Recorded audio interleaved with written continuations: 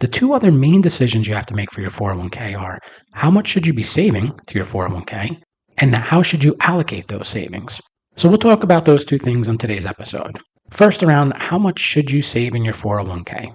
To cover this, we'll look at two examples of saving in your 401k for someone who's earning $100,000 a year. And the goal here is to replace 70 to 80% of their income in retirement. And the reason for 70 to 80% and not 100% is that typically your expenses are a little less in retirement, but there's also Social Security for most people that covers 20 to 25%.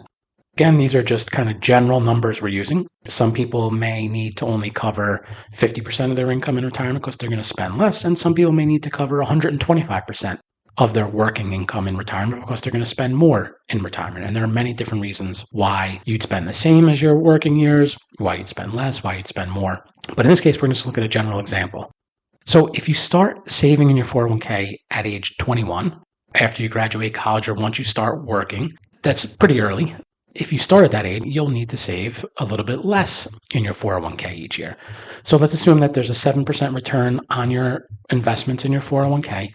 You would only need to save about 10 to 12% of your salary annually to reach your goal of replacing that 70 to 80% of your income by age 65 and retiring at age 65.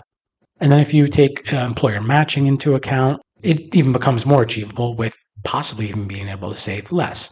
However, if you want to retire earlier, you'll need to save more. Or if you have a lower return on your investments or a higher return, that would obviously adjust what you would need to save.